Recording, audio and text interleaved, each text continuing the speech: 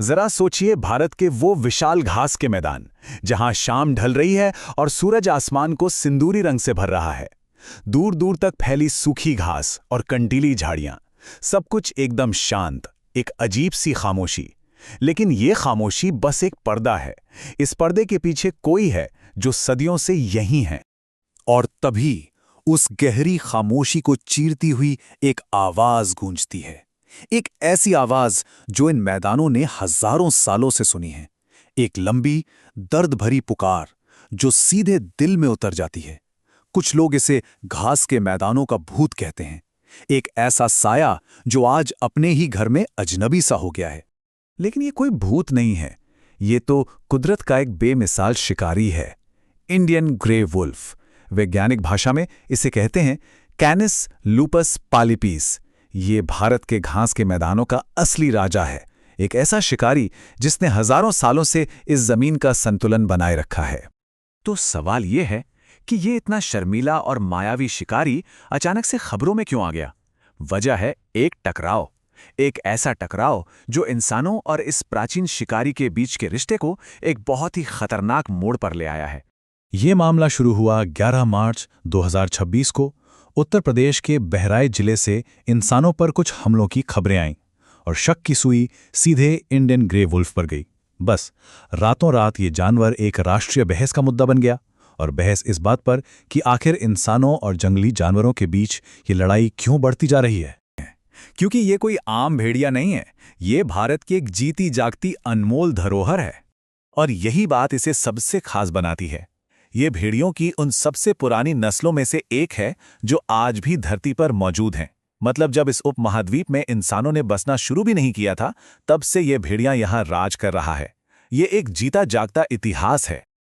दूसरे भेड़ियों की तरह ये बड़े झुंडों में नहीं रहता और बहुत कम आवाज करता है, और इसी वजह से इसे देख पाना बेहद मुश्किल है। ये भारत की गर्मी और सूखे मौसम में रहने का माहिर है। लेकिन दुख की बात यह है कि इस शानदार शिकारी की गिनती अब बहुत ही कम रह गई है। पूरे भारत में अब सिर्फ लगभग 3000 इंडियन ग्रे वुल्फ ही बचे हैं। ये आंकड़ा अपने आप में एक बहुत बड़ी खतरे की घंटी है।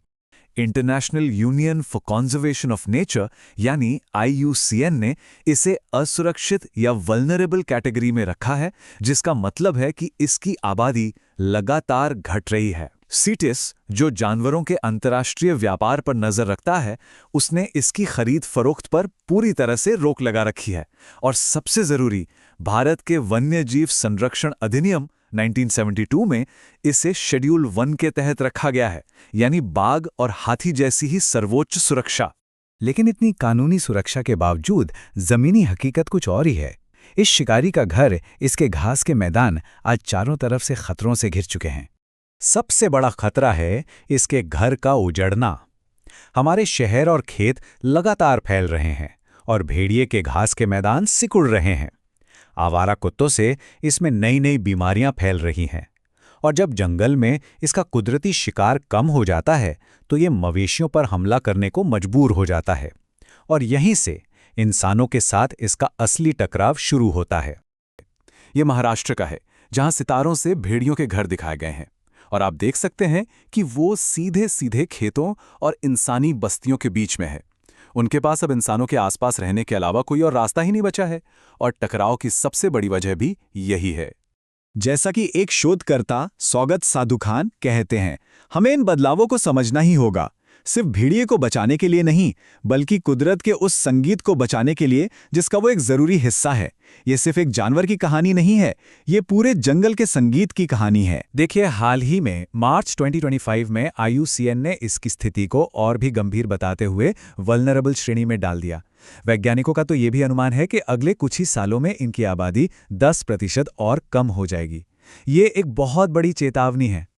और यहीं पर एक बहुत बड़ी समस्या सामने आती है। कागज पर तो भेड़िए को सर्वोच्च सुरक्षा मिली हुई है, लेकिन हकीकत में इसे बचाने के लिए कोई खास राष्ट्रीय योजना या कोई रिकवरी प्रोग्राम है ही नहीं। मतलब कानून तो है, पर उसे जमीन पर उतारने का कोई ठोस प्लान मौजूद नहीं है।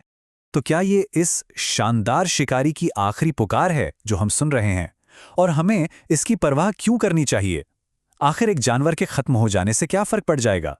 फर्क पड़ता है, बहुत ज्यादा। क्योंकि भेड़िए को बचाना सिर्फ एक जानवर को बचाना नहीं है, ये पूरे घास के मैदान के इकोसिस्टम को बचाने जैसा है। ये शिकारी हिरण और दूसरे शाकाहारी जानवरों की आबादी को काबू में रखता है, जिससे घास के मैदान स्वस्थ रहते हैं। अगर भेड़िया नहीं रहा तो ये पूरा का पूरा संतुलन ही बिगड़ जाएगा। तो आखिरी सवाल यही है, क्या हम इस दुनिया को इस पुराने शिकारी के साथ बांटना सीख सकते हैं, या फिर जंगल का ये सदियों पुराना संगीत हमेशा के लिए खामोश हो जाएगा? इसका जवाब हम सबको मिलकर ढूंढना होगा। अगर ये वीडियो आपको पसंद आया हो तो लाइक जरूर करें, शेयर करें उन दोस्तों के साथ जिन्हें यूपीएससी, लॉ या जनरल नॉलेज की तैयारी करनी है। और हाँ, सब्सक्राइब करें। आप अपने सुझाव या सवाल नीचे कमेंट में लिख सकते हैं। यूपीएससी एंड कॉम्पिटिटिव एग्जाम की गाइडेंस या मेंटरशिप के लिए संपर्क करें। Our contact information is given in description. धन्यवाद। मैं हूं कृणाल ठाकुर। मिलते हैं अगले भाग में। जय हिंद।